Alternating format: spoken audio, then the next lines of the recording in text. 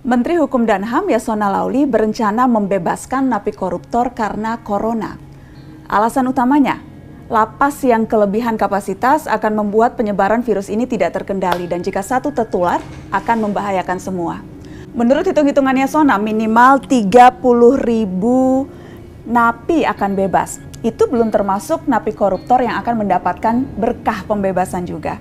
Yasona bahkan akan merevisi PP untuk meloloskan 300-an napi koruptor yang usianya di atas 60 tahun dan telah menjalani 2/3 masa hukuman. Mari kita bedah. Oke, secara prinsip alasan ini bisa diterima, masuk akal, dan memang ini praktek yang juga sudah dilakukan di negara-negara lain dalam merespon pandemik ini. Ya, lapas kita kelebihan kapasitas luar biasa, tidak main-main, bahkan ada lapas yang over kapasitas sampai 700%. Secara umum, kapasitas lapas dan rutan di seluruh Indonesia itu sekitar 130.000 orang, sementara jumlah real penghuninya hampir 270.000 napi. Beberapa kali saya melihat langsung kondisi lapas kita, memang tidak manusiawi, orang bertumpuk seperti pindang, bahkan tidurnya pun harus bergantian. Assalamualaikum. Cobalah di sini ya. Iya. Berapa orang ini Pak satu kamar Pak? 37 orang. Oh, Kamu ini ada kenapa? Ada yang private ini. Dua orang di sini. Dua di sini semua. Di bawah sini semua ya Pak, gitu ya. Tetap aja udaranya di dalam panas itu walaupun pakai kipas angin. Iya, apalagi karena banyak orang kan. Banyak orang ini. Jadi Panas. Kondisi ini jauh dari ideal dan alasan kesehatan mencegah penyebaran corona menjadi valid. Khusus apalagi untuk napi dengan tingkat resiko besar memiliki sakit bawaan dan usia lanjut. Demi alasan kemanusiaan, pembebasan mereka dengan syarat-syarat tertentu sangat bisa diterima. Tapi alasan ini menjadi mengada-ngada ketika kita bicara soal napi koruptor. Sel bagi napi koruptor berbeda dengan tahanan lain. Di lapas Sukamiskin misalnya, satu napi satu kamar, lengkap dengan fasilitas pula. Alih-alih berdesakan dengan napi lain sehingga bisa tertular corona, para koruptor di Sukamiskin bahkan ada yang bisa mandi air panas dengan water heater di kamar mandi pribadi dan olahraga di dalam sel eksklusif mereka. Dan kondisi ini bukan hanya di lapas Sukamiskin. Sebutlah di lapas Tanjung Gusta, Sumatera Utara. Sel napi koruptor di sana jauh lebih nyaman. Menteri Yasona sendiri yang mengakui kebijakan umumnya di seluruh Indonesia, sel napi koruptor dipisahkan dengan napi umum. Jadi rata-rata mereka mendapatkan tempat tidur masing-masing dan juga ruangan sel yang masih memadai dibandingkan dengan napi lain. Assalamualaikum. Kita buka sepatu ya. Halo Bapak. Habis ini nonton.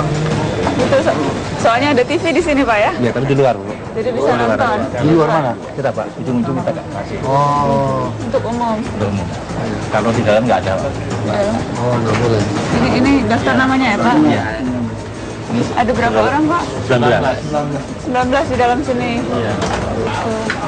Bang, ayo. Penilaiannya ya terang. Ya. Paksa dibuat tingkat Paksa nih. dibuat ini, ya, karena tidak muat lagi.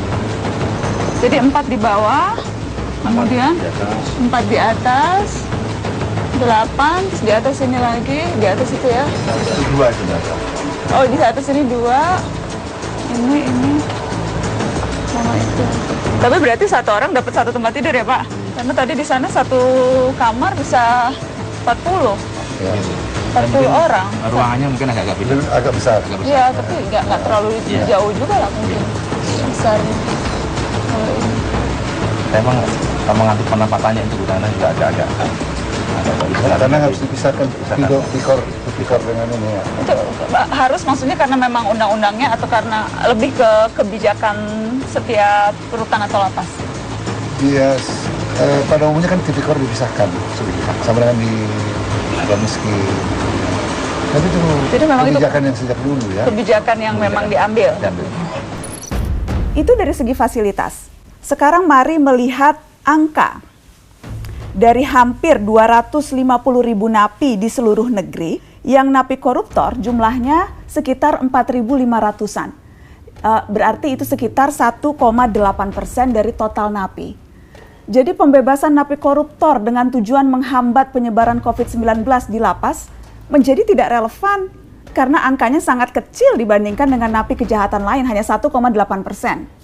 Menjadi wajar kalau kemudian sejumlah aktivis pegiat anti korupsi curiga kebijakan membebaskan napi koruptor ini hanyalah akal-akalan saja. Sudah beberapa kali Kementerian Hukum dan HAM berupaya untuk meringankan hukuman koruptor lewat revisi peraturan perundang-undangan. Catatan ICW misalnya, selama 2015 hingga 2019, Menteri Yasona sudah 4 kali mengatakan mau merevisi PP 99 tahun 2012 tentang syarat dan hak napi di lapas. Jadi tidak heran kalau ada yang berpikir bahwa rencana pembebasan napi koruptor ini sekedar memanfaatkan isu COVID-19 untuk memuluskan keinginan lama, mempermudah remisi bagi koruptor. Jadi, Pak Menteri yang terhormat, supaya kita tidak curiga macam-macam, coba dibuka dulu ke publik narapidana kasus korupsi apa dan di mana yang menempati sel berdesak-desakan seperti napi umum pencuri ayam yang bahkan harus tidurnya bergantian. Oh ya, sekalian, kalau memang mau cek lapas koruptor, titip cek lagi sel Papa Setia Novanto dan kawan-kawannya di Sukamiskin. Lagi di sel nonton Netflix atau lagi pelesiran makan di warung Padang ya?